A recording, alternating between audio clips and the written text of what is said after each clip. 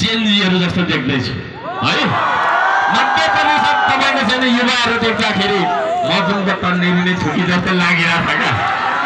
त्यही भएर अघि भर्खर यो ढाकाको टोपी लाउँदा अलिक बुढो देखिन्छु नि त, खोलेर बोलिदिएको नि होइन होइन।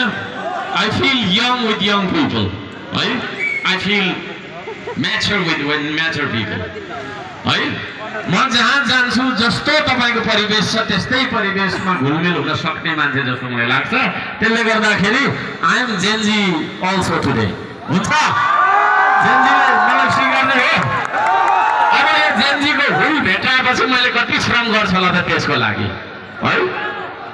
मेरो भनाइ तपाईँहरूले सुन्नुहुन्छ कि हुन्न त्यो टिकटकमा केहरू पनि हेर्नु चाहिँ, तर मेरो भनाइहरू पनि हेर्नु क्या।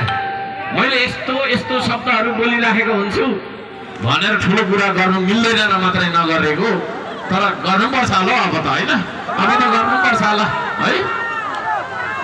म के भनिरहेको हुन्छु भने नि सुन्नु भएको छ कि छैन, यो देश बनाउनका लागि कठोर श्रमदान गर्दा गर्दै मेरो प्राण जाओस्, म मर्दाखेरि नि श्रमदान स्थलमा ढुङ्गा बोक्दै गर्दै म मर्न पाऊँ भन्ने कामना गर्छु।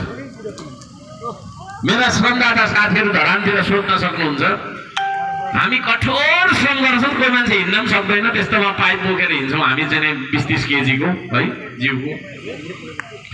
के भन्छु भने काम गर्दा गर्दै बेहोस हुन पाऊँ अनि पानीले छम्काएर होसमा आएपछि फेरि काम गर्न पाऊँ भन्छु क्या। भनेपछि काम गर्ने मन कति लागेको होला त, कति चाहिँ लागेको होला त यहाँभित्र, कति चाहिँ होला त। अर्को फेरि म के भन्छु भने नि, मलाई सेभिज क्रेजी पनि भन्छ नि कति मान्छेले, त्योहरू सुनेर पनि हो क्या। अर्को चाहिँ म के भन्छु भने श्रमदान, अब श्रमबार भन्छौँ हामी, शनिबारलाई श्रमबार भन्छौँ। मेरो क्यालेन्डरमा त शनिबार छैन, फेरि कहिले घुमिन म है, जहिले ढुङ्गा बोक्ने के बोक्नेमा कुदिरहेको हुन्छु। काम गर्दा गर्दै समय सकिहाल्छ, रात पनि नपरे हुन्थ्यो जस्तो लाग्छ क्या।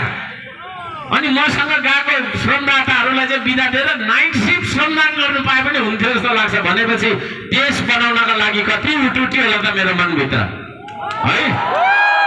अब मेरो मनभित्र लागेको त्यो ढुकढुकी, त्यो हुटहुटी म जेनजीको मनभित्र सार्न चाहन्छु। तपाईँहरू तयार हो है? तपाईँलाई लाग्ला पार्टीको कुरा गर्न आयो, भोटमा त्यो पनि एकछिन माग्छौँ, केही छैन। त्यति मात्रै होइन है, यस्ता नाथे चुनाव त कति देख्नु नि तपाईँले होइन है। यहाँ बोल्ने मान्छे मन्त्री भयो होला, प्रधानमन्त्री भयो होला, को के भयो होला, तर देशमा चेन्ज आएन। किन आएन भन्दाखेरि उहाँहरूको मनमा काम गर्नुभन्दा त बरु अरूलाई हराउनु पाए हुन्थ्यो यसो गरेर होइन। हराउने तरिका पनि क्या, हात यसो गरेर हराएको हुन्थ्यो त, पछाडि पेट ठुलो, ओइ भाइ उठ्या गर्थ्यो।